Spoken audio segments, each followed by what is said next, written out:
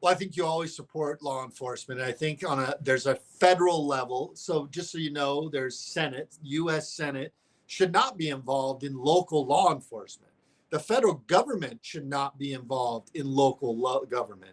So as a U.S. senator, really what your job is to make sure that the federal law enforcement agencies, which I think there's got to be some weighing out whether they should even exist, some of them, but I think you should certainly look and see how they're being operated, make sure that they are beholden to the people and Congress and the Senate.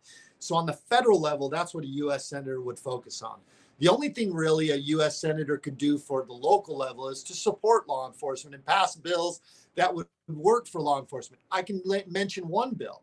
There should be, just like the military has, in my opinion, where you can go get a VA loan or something like that. I think that should exist for police officers as well.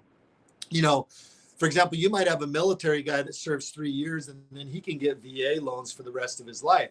Well, you might have a cop that spent 20 years doing it and he still has to pay a down payment. I would love to see a program that applies to police as well. I know a guy who's trying to run that program, and I think it would be a great federal program for a U.S. senator to support or endorse or to champion. But we've got to do more to support the actual profession of law enforcement.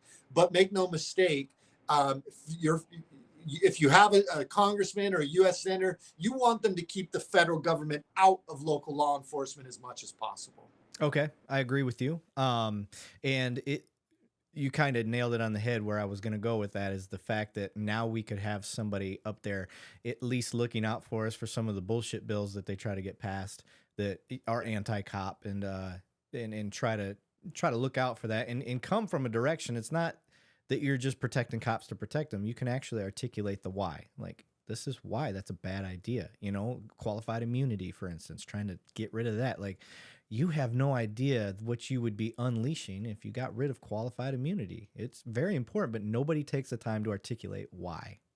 They don't, because they don't quite understand it and because they're not invested in it. I'm invested in this profession. And frankly, politicians have been undermining the rule of law for a long time. There's a lot of politicians that want to reinvent America or change the America that we know and that we've lived in for a long time. They want to change the demographics, hence why they open the borders, because opening the borders undermines the rule of law. That's why they make a mountain out of them. Every time they take a video of a cop doing something, they always just take a snippet of it and show it to you, because that's another way that they can push for police reform or to remove qualified immunity.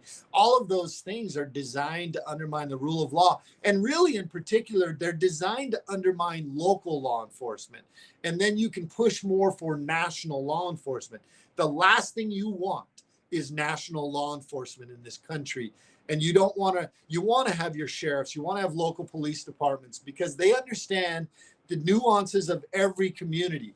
It is impossible to throw a blanket of reform on law enforcement in this country. And that's what the federal government does. Every time something happens, they want to throw another blanket of reform on the entire profession for the actions of maybe one or two in an area where it may not, what works here may not work over here. And so I'm not for federal reform on law enforcement. I'm not for any of those things. I think all of those things should be addressed at a local and a state level.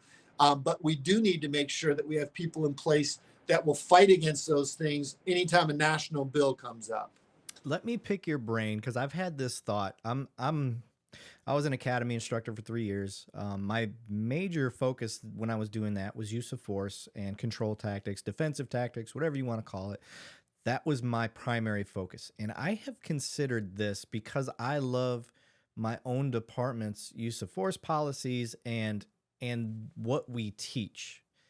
And I'm sitting there and I've seen what other places are teaching, and I'm just like, God, how are we so vastly different in our uses of force? And I don't think use of force is necessarily a cultural thing. So what would you think of coming up with a national use of force policy? And I'm not saying that would be a good or a bad thing, but I would like your perspective, because maybe there's something I'm not considering. Well, I don't like it. Okay. The last you want to have any control over any aspect of your state is the federal government. They have proven time and time again that they are so. I mean, I always joke. I say I wouldn't let the government run a hot dog stand for me. They wouldn't know how to put. There's only one way to put the hot dog in the bun, and they would probably get it wrong. I Yeah. mean, they do. They are not. They're not good at executing plans, and especially on a national level. And frankly, the founding fathers set it up different. The founding fathers put all that to the states. And you've got, I think it shows the states that have really lost their way as far as policing and really kind of overstepping on use of force and reform and all of that. You're seeing that they're struggling with the highest amounts of violent crime.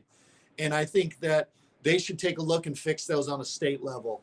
So anytime it's talking about federal government interceding or overreaching into states and their ability to do it, I'm not for. So a national use of force policy, I wouldn't be for that. I think Yeah. I understand the idea behind it.